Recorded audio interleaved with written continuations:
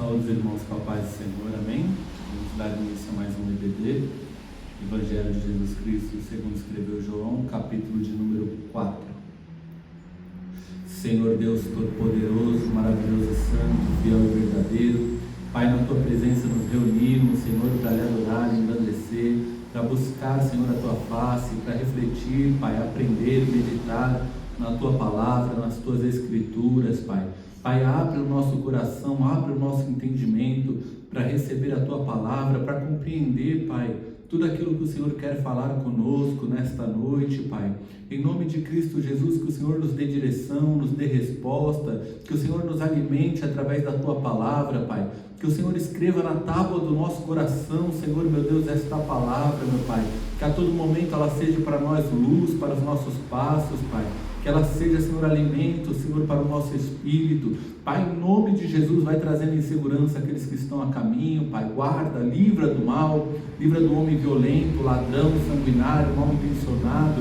Livra de todo acidente, livra de toda obra do adversário, Pai. Em nome de Jesus Cristo, nós te pedimos, Pai, vai trazendo em segurança. Guarda cada vida que aqui estará. Guarda, Senhor, meu Deus, as vidas que posteriormente também estarão assistindo a esta aula, Pai. Que o Senhor alcance os seus familiares, alcance suas vidas, Pai. Faça morada, Senhor, meu Deus, visite, alcance com cura, com libertação, com salvação, Pai, no nome de Jesus Cristo, e nos leve a conhecer mais e mais o Teu Filho amado Jesus Cristo. Leva-nos, Pai, a conhecer mais e mais a Tua palavra, a Tua presença, o Teu Santo Espírito. É o que nós te pedimos, Pai, te agradecemos por tudo, Senhor. Seja feita a Tua vontade boa, perfeita e agradável em cada área das nossas vidas, desde agora e para todos sempre. Amém e amém. Então, capítulo de número 4 hoje, no Evangelho de Jesus Cristo, segundo escreveu João. Fazer algumas breves considerações antes de a gente entrar no texto. Como eu disse anteriormente na última aula, e desde a primeira aula, na verdade, né, porque nestes primeiros capítulos isso fica bem claro, né? Aquele simbolismo da água. Novamente, no capítulo 1, João Batista está batizando ali nas águas, até que ele vê o Cordeiro de Deus. No capítulo 2, Jesus transforma a água em vinho nas bodas em Caná. No capítulo 3, ele diz que é necessário para Nicodemos nascer da água e do Espírito. E aqui no capítulo 4, ele vai ter um diálogo com uma mulher samaritana, e ele vai dizer que ele é aquele que tem água viva para dar de beber. A gente vai ver isso mais detalhadamente. O contraste aqui que é interessante também, dentro desses dois capítulos, destas duas últimas aulas, é o contraste entre a aula anterior, o capítulo 3, e esta aula de hoje do capítulo 4. Por quê? Porque no capítulo de número 3, a gente viu que Jesus, ele trata sobre o novo nascimento com um religioso, com um homem respeitado, com um homem de boa fama, de boa reputação, com um homem abastado, com um homem que vive bem, né? Um homem que é conhecedor das escrituras, ortodoxo, até o ponto ali, o limite que ele poderia, né? Sem a iluminação de Cristo que nós temos hoje. Mas é interessante que no capítulo 4, já não é um homem respeitado, é uma mulher que era mal vista dentro daquela sociedade. Já não era um judeu, doutor da lei, conhecedor das escrituras, um fariseu como era Nicodemos. Aqui no capítulo 4 é uma samaritana cujo povo samaritano aceitava apenas os 5 primeiros livros da nossa Bíblia, que é a Torá, né, a lei, o ensino. Eles acreditavam apenas em Gênesis, Êxodo, Levítico, Número e Deuteronômio, e mesmo assim ainda distorciam algumas palavras. É interessante então esse contraste, porque no capítulo 3 é um judeu respeitado, no capítulo 4 é uma samaritana, mal vista pela sociedade, desprezada pela sociedade da época, devido à sua vida, devido a tudo que ela sofreu e passou até ali. É interessante outro contraste também, do capítulo 2 com o capítulo 4. Certa feita, ano passado, se eu não me engano, Deus me levou a pregar em um culto o capítulo 2 e em outro culto o capítulo 4, e esse contraste ficou bem forte. no meu coração, no meu entendimento, porque no capítulo 2, Jesus faz um milagre para salvar um casamento. A gente viu que ali a família da noiva poderia processar, pelo contexto cultural da época, poderia processar a família do noivo, o casamento ser cancelado. Então Jesus, ao transformar água em vinho, ele não está fazendo para entretenimento do povo, mas para salvar um casamento. Agora perceba que no 2 ele salvou um casamento, mas no capítulo 4 ele vai chegar na vida de uma mulher que já teve muitas tentativas frustradas, e mesmo assim ele chega para transformar a vida e a história dela. É interessante que a gente vive num contexto, né, onde isso muitas vezes é citado, e muitas vezes a pessoa que já teve tentativas frustradas, que já não está mais no primeiro casamento, muitas vezes é mal vista dentro da igreja, por alguns é visto e olhado com preconceito. Mas quando eu preguei na mesma semana esses 2 textos, eu entendi que Jesus, ele é tanto aquele que está na vida do que está no primeiro casamento, para guardar, para preservar, para salvar, como também é o Jesus que chega na vida de quem não está, mas que teve um passado de tentativas frustradas, talvez de traições, talvez de ressentimentos, pessoas que sofreram com rompimentos de relacionamentos. Jesus também chega na vida dessas pessoas para restaurar, para curar feridas na alma, como ele vai fazer com essa mulher. Pessoas que estão feridas, entristecidas, que tiveram tentativas frustradas, decepções, Jesus também chega, Jesus também cuida, Jesus também trata. Jesus, ele é tanto aquele que salva o religioso Nicodemos, fariseu respeitado, como Jesus que chega na vida de uma samaritana que não conhece ele, mas no meio da rotina dela, ele chega para transformar toda a história dela. Esse é o meu e o teu Jesus. Dentro desse texto, então, a gente vai ver que ele deixou a Judéia, o texto vai dizer. Vai iniciar tratando sobre a questão de Jesus batizar, e vai dizer que não era Jesus que batizava, mas sim os seus discípulos, versículo 2, e vai dizer que ele, deixando a Judéia, retirando-se outra vez para Galileia, no versículo 4, e era-lhe necessário passar pela região de Samaria. Com certeza você já tenha ouvido muitas pregações sobre essa passagem, e os pregadores sempre gostam de começar por aqui, porque realmente isso aqui não é por acaso, não tem como passar por isso e não notar. Por quê? Porque passar por Samaria era o caminho mais curto.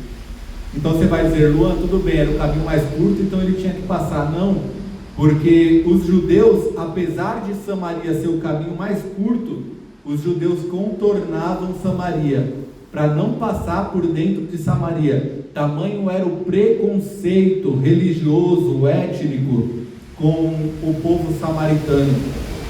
Por que, Luan? Vou explicar isso de forma breve. Porque Israel era um reino unido na época de Davi e de Salomão, era um único reino. Mas na época do filho de Salomão, Roboão, o reino ele é dividido.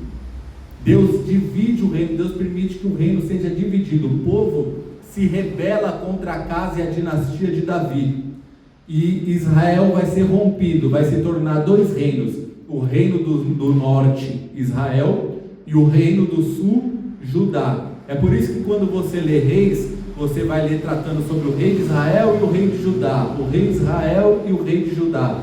Em Israel todos os reis foram ímpios, nenhum agradou a Deus. Mas em Judá tivemos alguns bons reis, como Ezequias, Josias. Só que o renovo e o avivamento que Deus trazia através da vida desses reis não foi suficiente. O reino do sul, Judá, se corrompeu e se desviou de Deus, assim como o reino do norte. Luan, o que aconteceu? Em 722, 721 a.C., o exército da Assíria, um grande império, a Assíria, invadiu o reino do norte, conquistou o reino do norte, pegou as pessoas, os mais nobres. Isso era um costume que aconteceu também com o reino do sul, né? Quando a Babilônia invadiu, a Assíria pegou os nobres e levou os mais capacitados, né? Aqueles que tinham ali as suas profissões, aqueles que eram nobres, que tinham a parte da elite, né? Religiosa, financeira, a parte da elite ali do reino, ela é elevada, e eles deixam o povo mais pobre da terra. Só que o rei de Samaria fez algo diferente, o imperador de Samaria fez algo diferente. O que a Assíria fez? Eles trouxeram outros povos de outras nações e colocaram dentro de Samaria. Samaria era a capital do reino do norte de Israel. E ali em Samaria, eles misturaram os povos. O que acontece então? O povo de Samaria é visto como um povo misto, não como uma raça judaica pura, israelita, hebreu puros. Não, mas misturados. E você vê também que isso se reflete na crença deles. A crença deles vai passar a ser uma mistura, um misticismo, uma mistura, meio que um catado de várias crenças, e vão adorar a Deus da forma deles, uma forma diferente, a forma que Deus não estabeleceu, a forma que não agradava a Deus.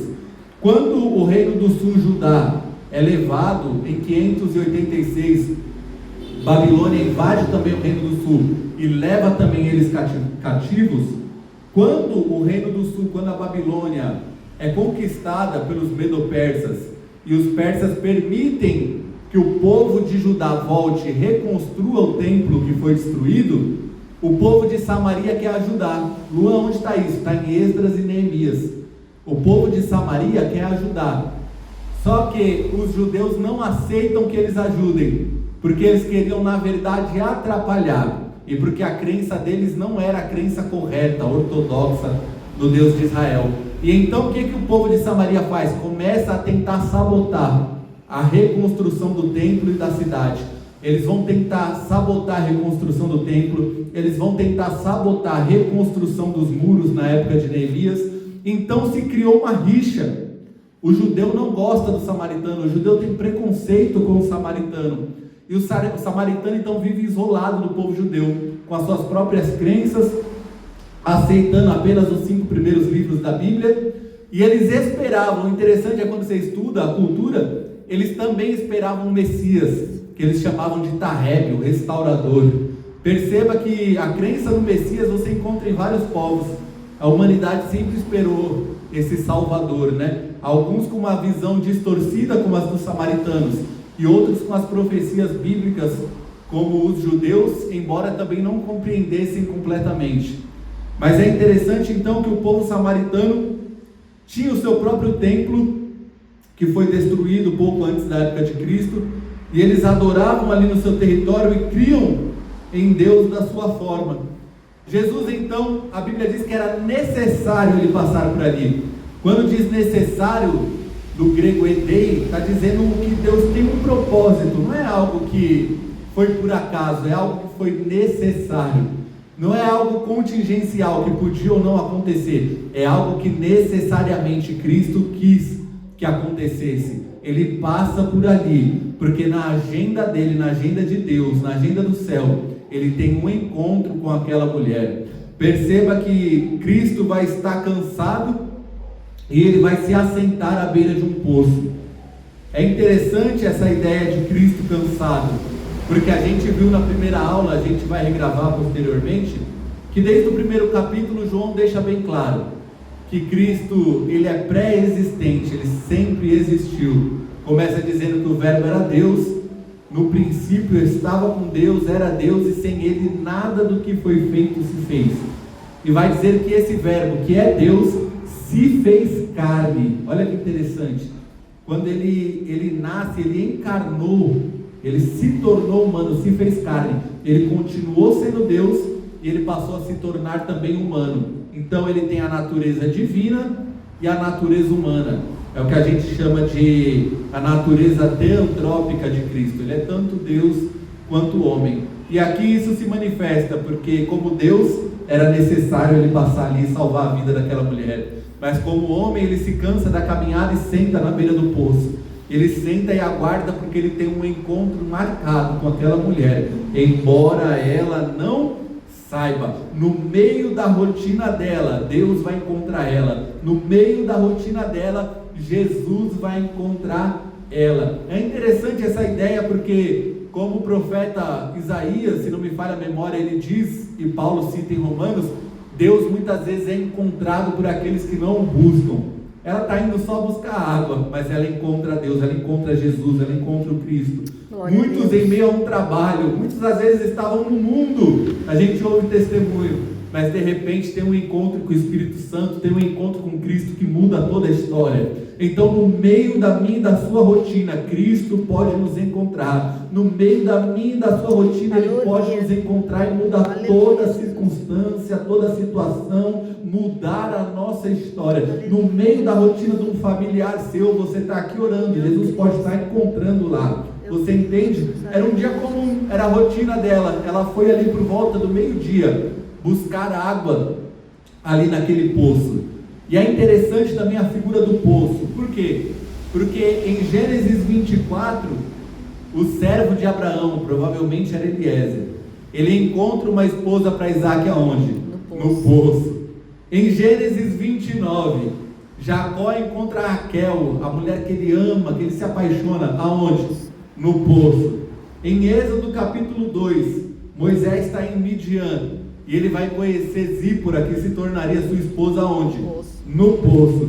Então perceba que Jesus falando com uma mulher samaritana num poço. Você imagina o tamanho do preconceito, até mesmo dos discípulos, a gente vê no texto, quando vê o mestre falando com uma samaritana. Pela tradição judaica, um homem muitas vezes evitava, um rabino evitava falar com mulheres em público, para não ser mal entendido, mal visto, né? Para não ser caluniado, para não pensarem que ele tinha segundas intenções. Mas Jesus não está nem aí para a tradição e para a religiosidade judaica, não está nem aí para as tradições dos homens. Ele senta ali e ele espera aquela mulher. Jesus está ali à beira daquele poço, e é interessante para a gente entender essa palavra, que a água naquela época é extremamente valorosa.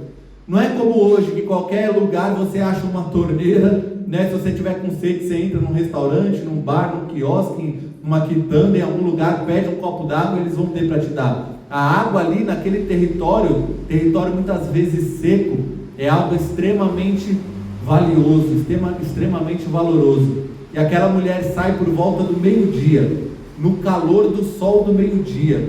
Provavelmente ela ia nesse horário porque ela era mal vista pela sociedade, então ela já prefere ir ali ao meio-dia.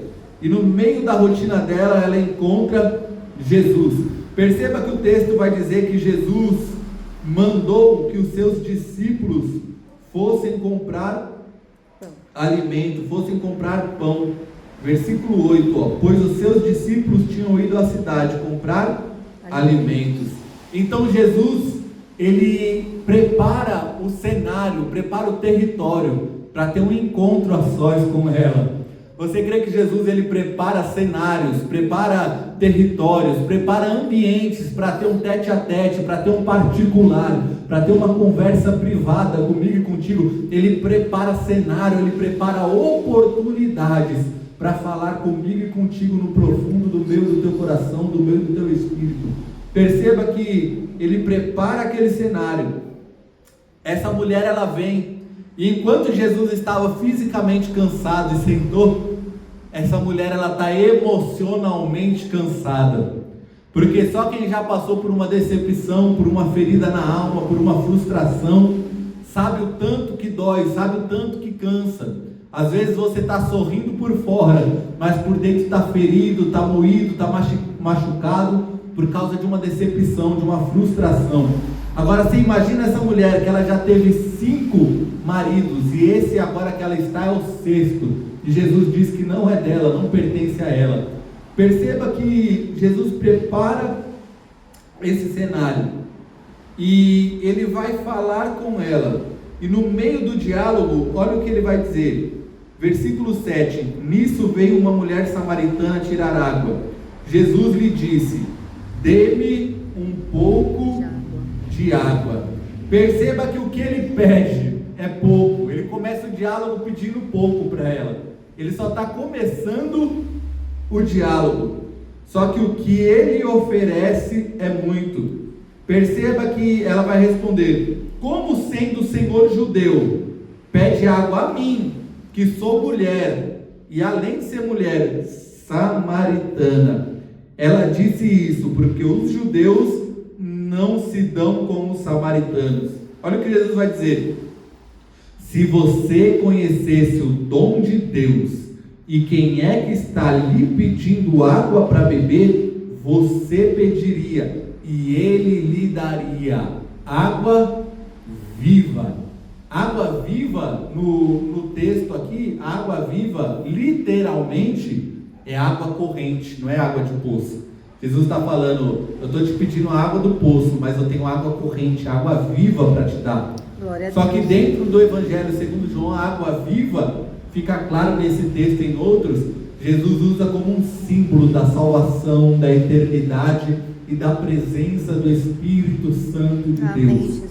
Símbolo da salvação, da eternidade, da vida eterna, símbolo da presença do Espírito Santo de Deus. Então o que ele pede é pouco, mas o que ele oferece é muito. Perceba que o que Jesus pede para mim e para a tua vida é pouco, perto do que ele oferece para mim e para a tua vida.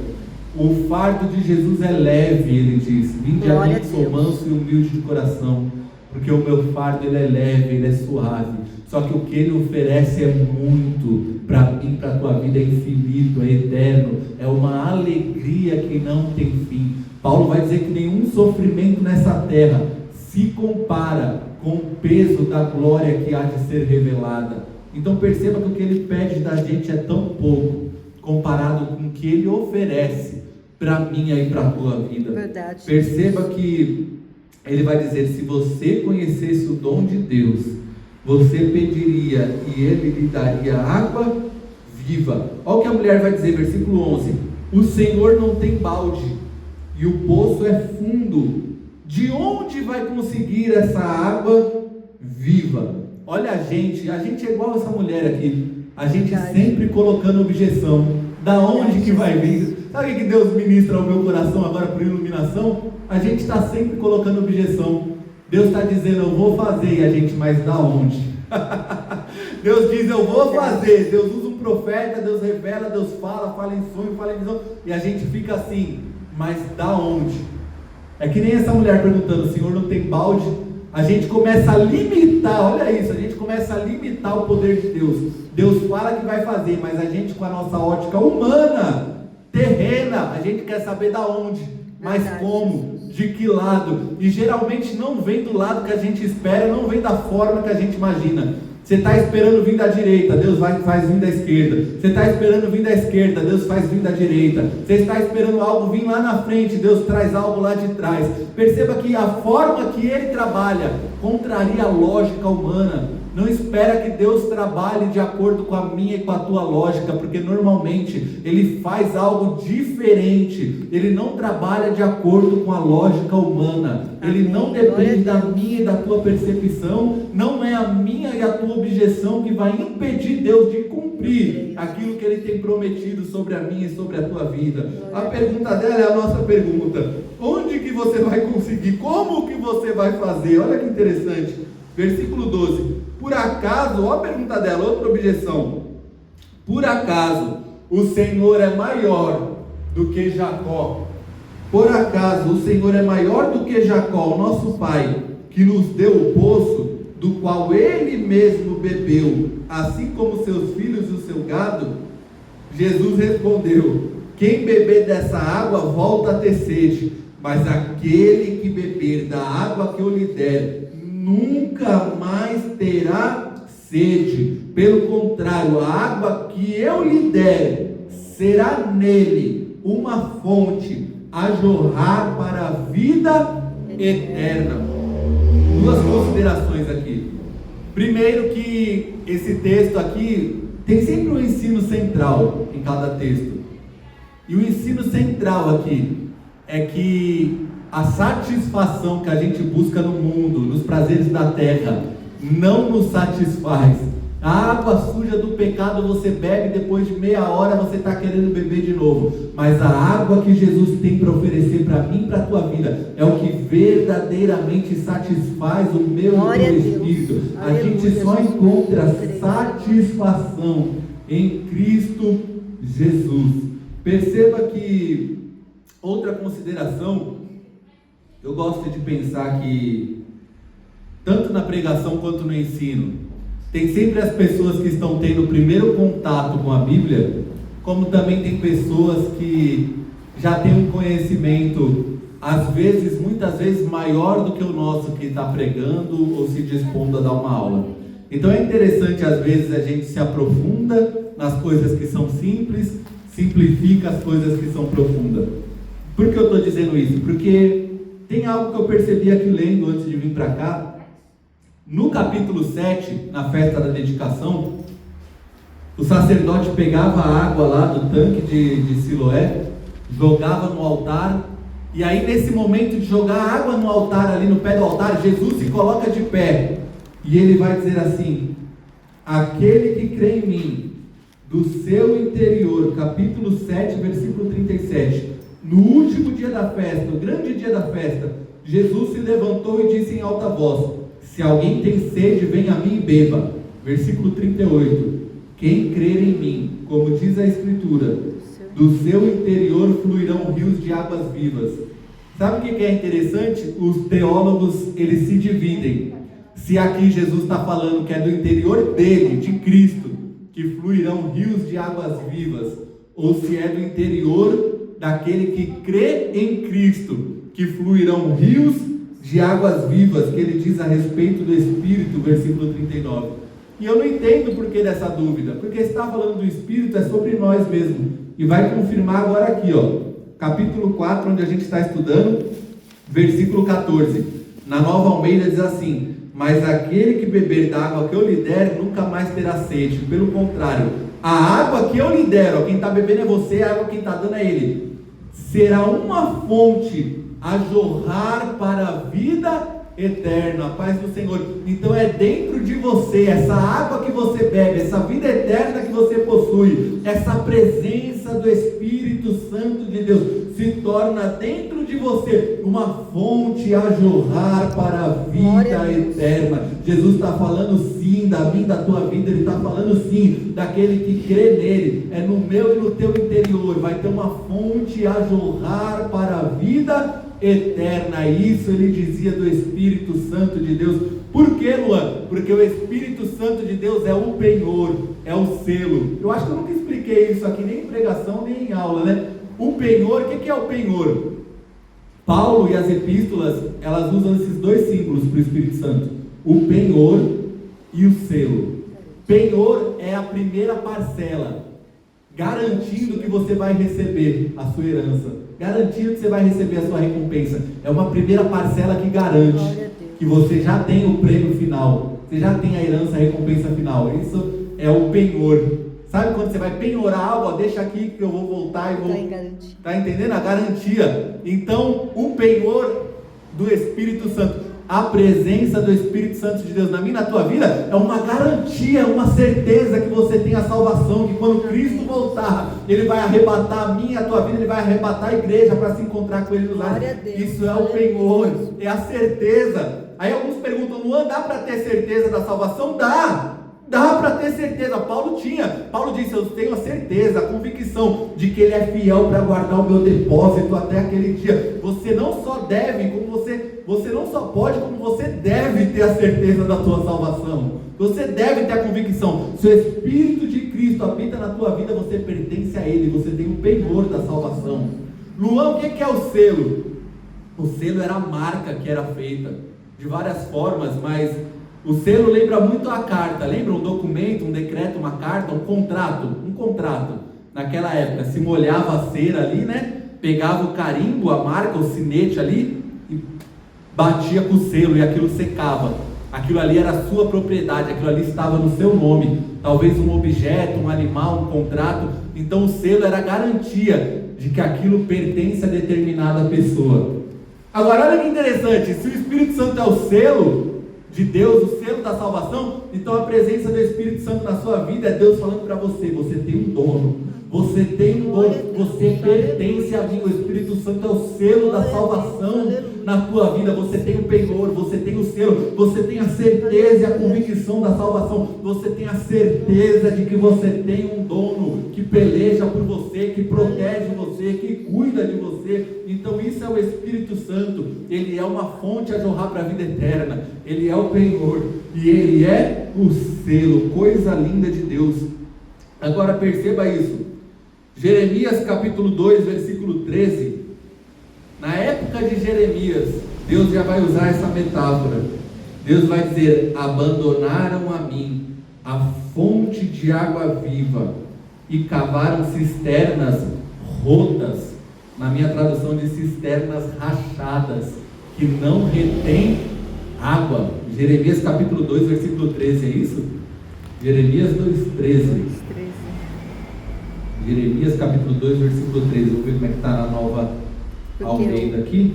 Porque o meu povo cometeu 2 males: abandonaram a mim a fonte de água viva e cavaram cisternas rachadas, que não retêm as águas. Olha isso, que profundo. Isso aqui cerca de 700 anos antes de Cristo, Deus falando através da boca do profeta Jeremias. Olha o que Deus vai dizer: o meu povo cometeu 2 males, abandonaram a mim quem? A fonte de água viva.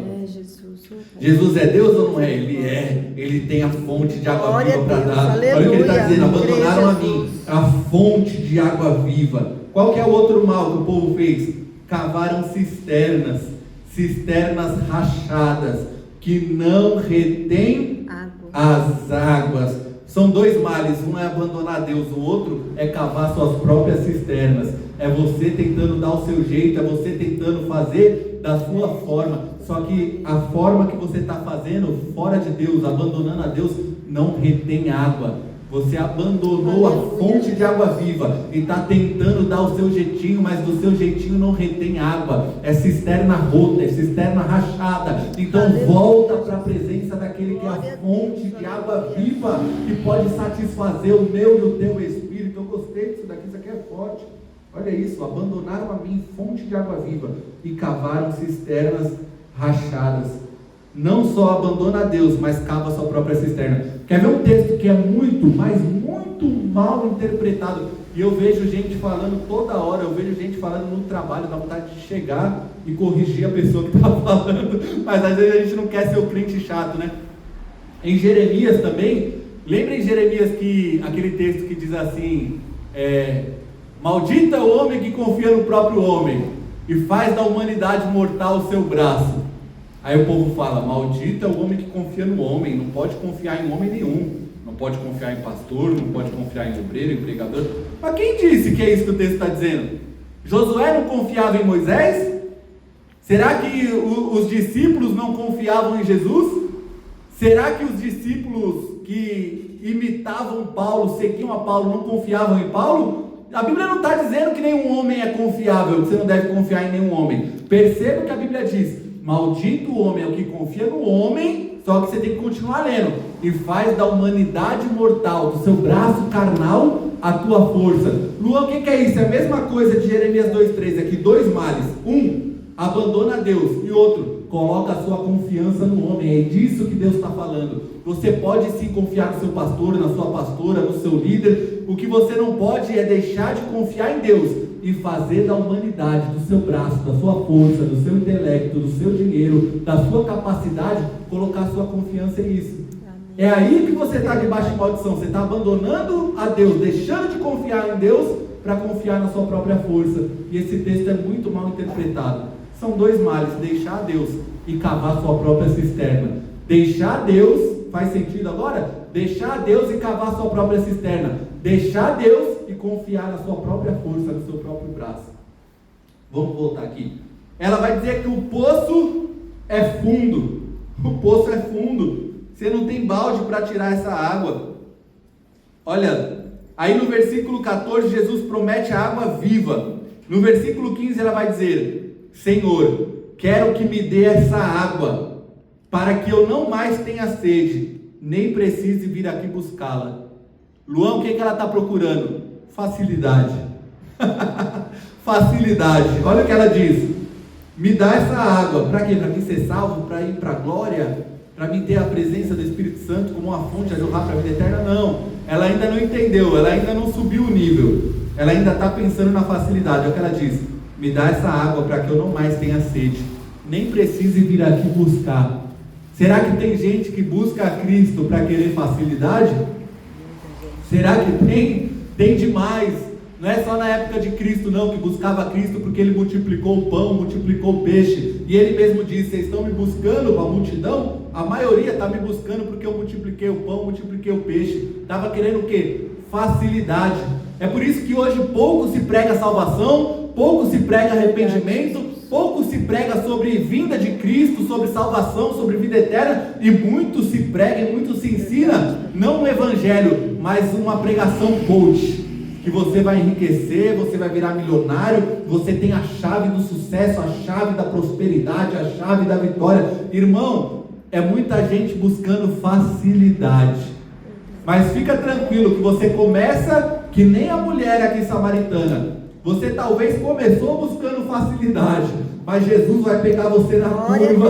Aquilo que é promessa vai virar um exame profundo do teu coração. Sabe o que é lindo isso? Começa com uma promessa: vou te dar vida eterna, água a jorrar. Aí ela vem querendo facilidade: me dá essa água para mim não vir mais aqui.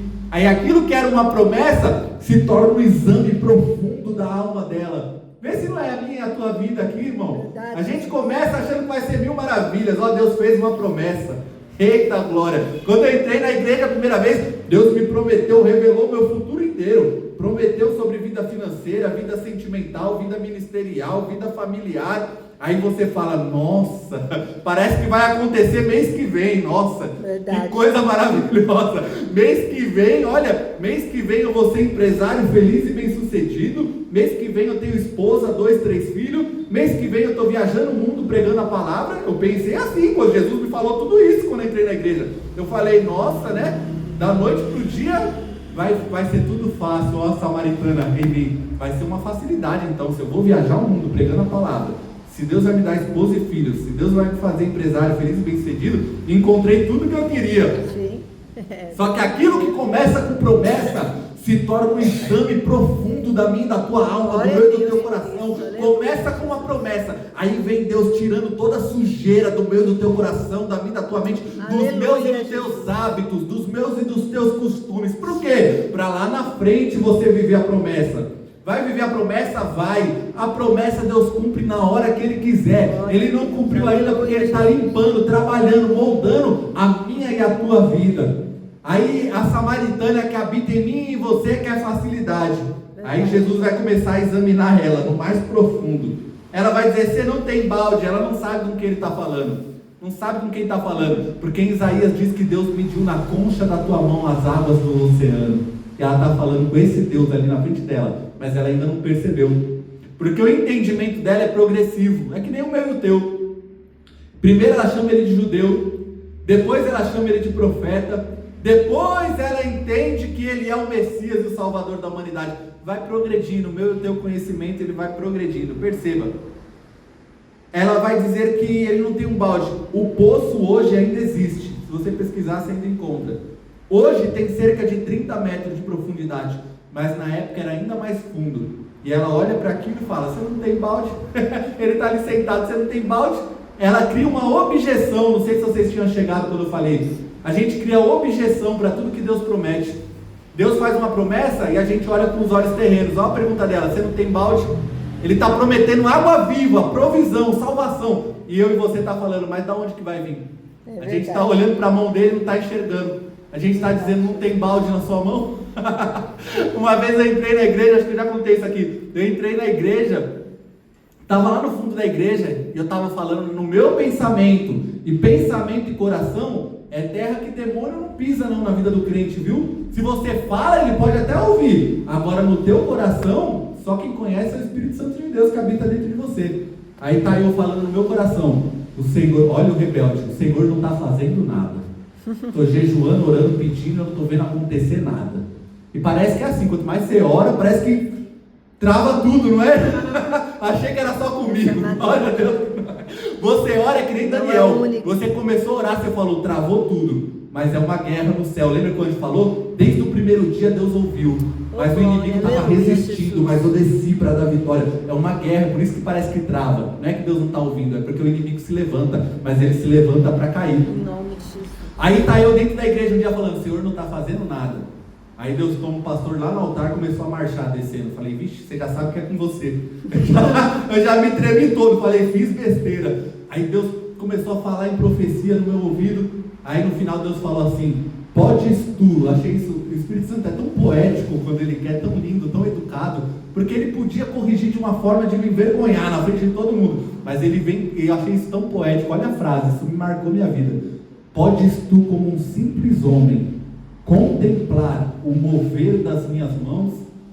Traduzindo para a versão Luan Gomes Lima, você é só um homem de barro e você está falando que eu não faço nada. Você está perguntando cadê o balde, você está enxergando a minha mão para dizer que eu não estou fazendo nada. Deus está trabalhando, só que a gente olha, cadê o balde, da onde que vai vir, como que vai fazer, Dessa maneira. Entende isso?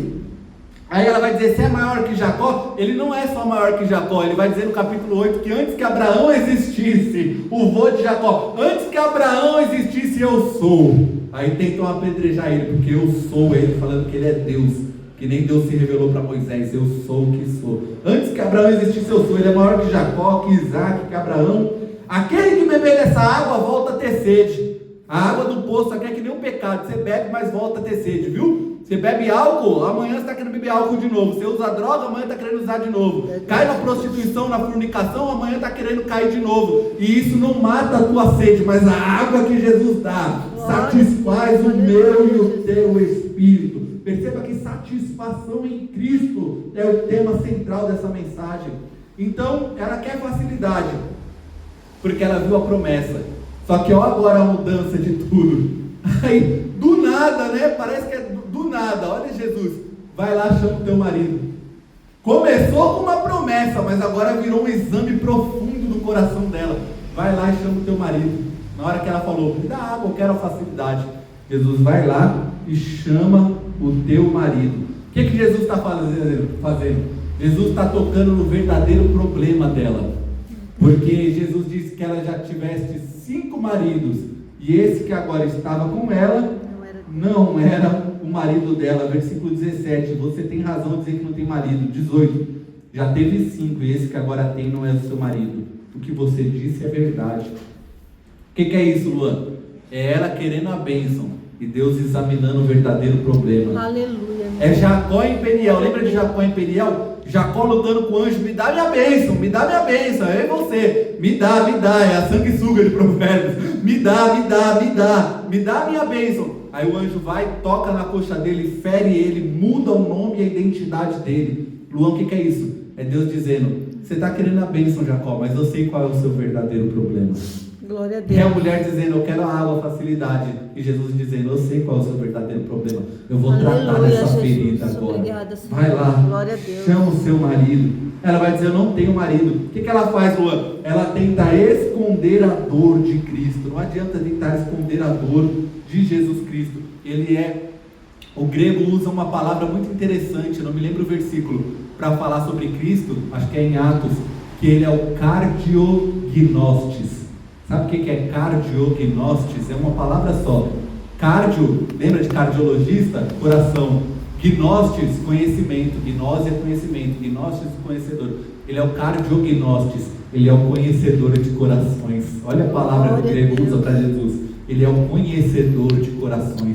Ela tenta esconder a dor dele. Eu vou correr. Ela tenta esconder a dor, mas ele vai curar a ferida na alma dela. Aí ele cita, ele toca na ferida. O que ela faz? Ela muda o foco. Aí ela quer debater teologia. Aí ela começa.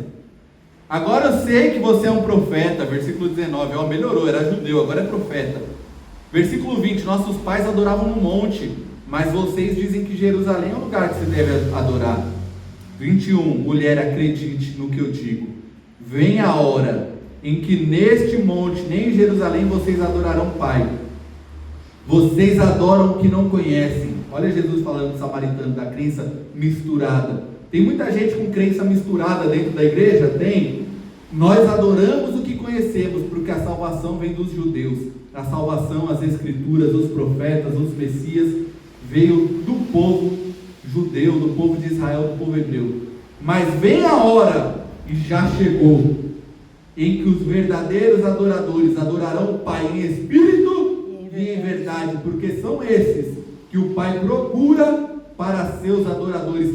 Versículo 24: Deus é espírito, e é necessário que os seus adoradores o adorem em espírito e em verdade. Sabe o que eu lembrei agora, que eu preguei essa mensagem aqui uns meses atrás, não lembro quantos meses, porque você me fez uma pergunta, eu estava no trabalho, não foi? Me fez uma pergunta, eu falei, rapaz, eu nunca preguei essa mensagem, eu comecei a estudar ela, eu preguei ela aqui.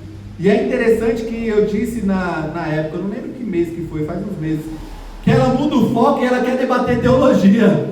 Tem muita gente assim, eu conheço um monte. Jesus tocou na ferida, o que ela quer fazer? Debater teologia. Mas a gente adora no monte, vocês adoram em Jerusalém, no templo. Quem é que está certo? Aonde que se deve adorar? Quer debater teologia. Mas parece que Jesus nem acabou de tocar no problema dela, no pecado dela, na ferida dela, porque ela muda de assunto. Está cheio de gente que está precisando ter a vida resolvida na presença de Deus, que a vida está uma bagunça, está vivendo no pecado, está vivendo desviado, está vivendo distante de Deus, mas essa hora aqui está na internet debatendo teologia.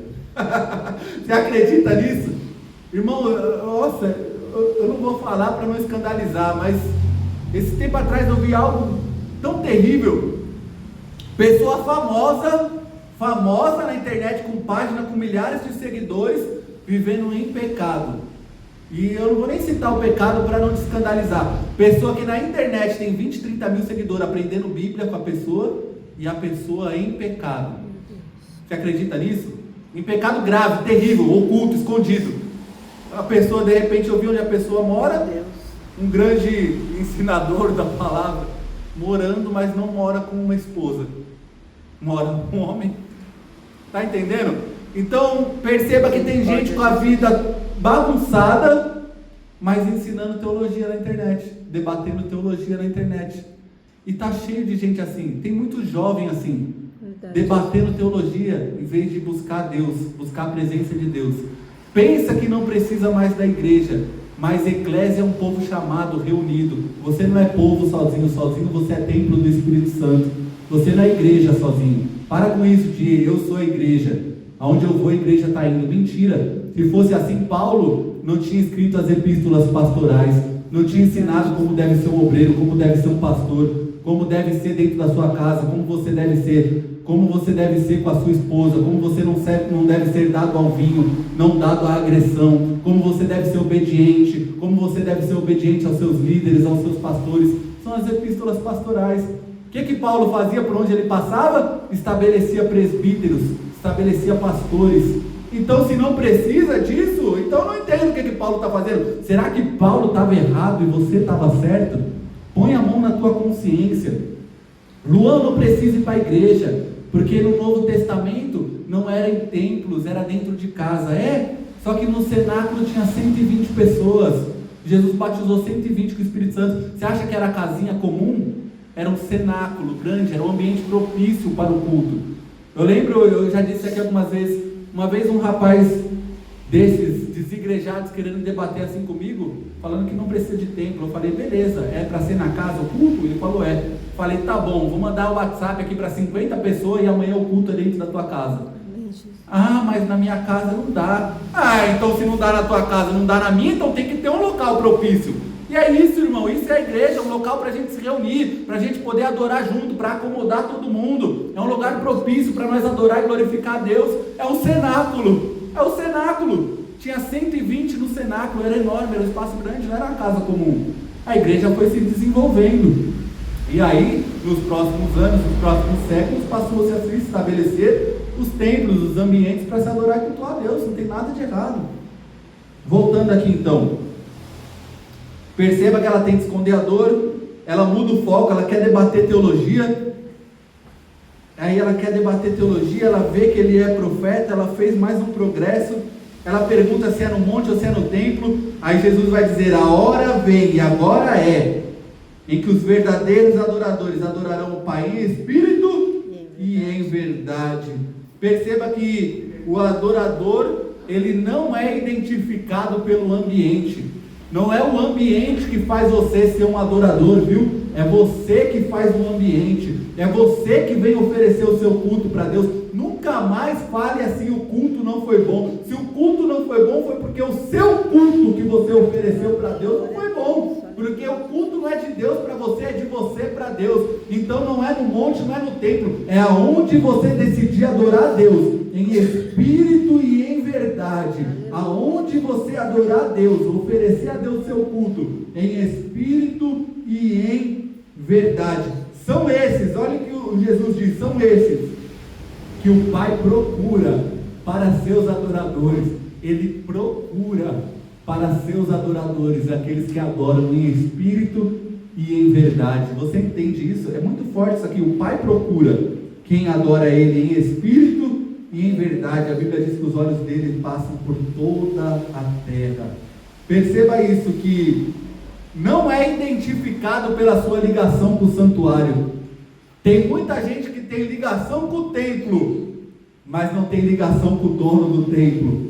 Tem ligação com o santuário, mas não tem ligação com o Deus do santuário. Lembra de Jacó que a gente estudou Gênesis? Primeiro ele chama o lugar de Betel, casa de Deus. Depois ele vai chamar de El Betel, que é o Deus da casa de Deus. É como se a Bíblia dissesse, até aqui ele conhecia a casa de Deus. Agora ele está conhecendo o Deus da casa de Deus. Tem muita gente que conhece a casa de Deus, mas Deus te chamou para conhecer o Deus da casa de Deus. 2 minutos eu encerro, perceba isso. Os verdadeiros adoradores adoram o Pai em espírito e em verdade. Não dá para separar as duas coisas, é um conceito só, em espírito e em verdade. Verdade é a palavra, em espírito, mas em verdade, de acordo com a palavra. Não adianta ser em espírito, mas ser sem ordem e decência, ser com bagunça, ser fora do padrão das escrituras. É em espírito, mas é em verdade. É em espírito, mas é de acordo com a palavra de Deus. É um conceito só, em espírito e em verdade. Também não pode ser só de acordo com a palavra, como muitos locais, mas sem o espírito, sem o fogo, sem o fervor. Porque ser fervor é mandamento espiritual. Paulo disse, sede fervorosos no espírito. Então é no espírito e na palavra, em espírito e em verdade. Aí Jesus vai dizer para ela, versículo 26, versículo 25 ela diz, eu sei que virá o Messias, chamado Cristo. Quando ele vier, nos anunciará todas as coisas. Versículo 26, Jesus disse, ego em mim, eu sou o Messias, eu que estou falando com você. A última palavra na vida dela é de Jesus. Ela deixa o cântaro e ela vai para a cidade anunciar que ela encontrou o Messias. Ela acabou de conhecer o Cristo e ela já está anunciando que ela encontrou, ou melhor, que ela foi encontrada pelo Cristo. Não espere, tem muita gente esperando para servir. Comece a servir hoje, comece a fazer hoje, comece a proclamar hoje, comece a testemunhar hoje que você foi encontrado pelo Cristo. Ela foi ali buscar água, mas ela deixou o cântaro. Luan, o que é isso? É ela deixando o propósito inicial dela para ir viver a vontade de Deus, anunciar que ela encontrou Cristo. Eu e você muitas vezes chegamos como ela no começo, querendo facilidade. Ela chegou com o propósito inicial, mas agora ela esqueceu até do propósito que ela tinha, deixou o cântaro e foi anunciar Cristo. Luan, o que é isso? Talvez você teve um plano, um sonho, um propósito inicial que foi frustrado, que não deu certo, mas eu quero te dizer, deixa esse cântaro para trás. Foca em proclamar Cristo, em testemunhar, em servir, adorar Cristo em espírito e em verdade, porque o verdadeiro propósito para a tua vida é o que Cristo tem sobre a minha e sobre a tua história. Eu vou encerrar aqui devido ao horário, mas o capítulo 4 eu não vou voltar nele na próxima aula, portanto eu vou falar de forma resumida. Ainda tem o milagre da cura do filho do oficial, e O que é interessante nesse milagre, que eu quero deixar aqui para aqui a gente encerrar, é que Jesus disse uma palavra. O servo do oficial disse: Senhor, Aleluia. diz ao menos uma palavra. Jesus liberou uma palavra, e lá na casa dele, o filho dele foi curado. Jesus não precisa nem ir de encontro, Jesus não precisa nem tocar. É uma palavra que Jesus liberar sobre a mim e sobre a tua vida. É uma palavra que Ele liberar do trono dele sobre a minha e sobre a tua casa, sobre a minha e sobre a tua história, sobre o meu e teu ministério, o meu e teu sonho. É uma palavra nessa noite. Não tem demônio do inferno, não tem principado, não tem potestade que vai impedir uma palavra de Cristo liberada se cumprir na minha e na tua vida. Você crê nisso? Glorifique ao nome do Glória Senhor. a Deus, aleluia, Jesus. Pode encerrar. Vai fazer oração? Oi? Oração para encerrar. Amém. Achei que já tinha aqui. Vamos encerrar então com uma breve oração. O horário já estourou. Senhor Deus Todo-Poderoso, maravilhoso e santo, graças te damos, Pai. Graças te damos por este momento, por esta hora de reflexão, de meditação na tua palavra, Pai. E eu saio daqui recebendo, Senhor, também da minha parte. Eu creio, Pai, que é uma palavra do Senhor. Não tem inferno, não tem principado e potestade que impeça. Pai, obrigado por esta palavra, Pai. Obrigado por esta mensagem, Pai. Nós chegamos aqui de uma forma, mas nós entendemos, Pai, que o que começa com uma promessa se torna um exame, se torna uma mudança, uma transformação no meu e no teu caráter, se torna uma transformação no nosso interior, no nosso coração, Pai, para que a gente venha ter no nosso interior essa água, essa fonte a jorrar para a vida eterna e viver tudo aquilo que o Senhor projetou e prometeu sobre a nossa história. Pai, eu te agradeço por cada vida aqui presente, eu te agradeço por este privilégio, esta oportunidade, Pai. Te agradeço por este momento e por esta palavra, em nome de Jesus Cristo. Amém e amém.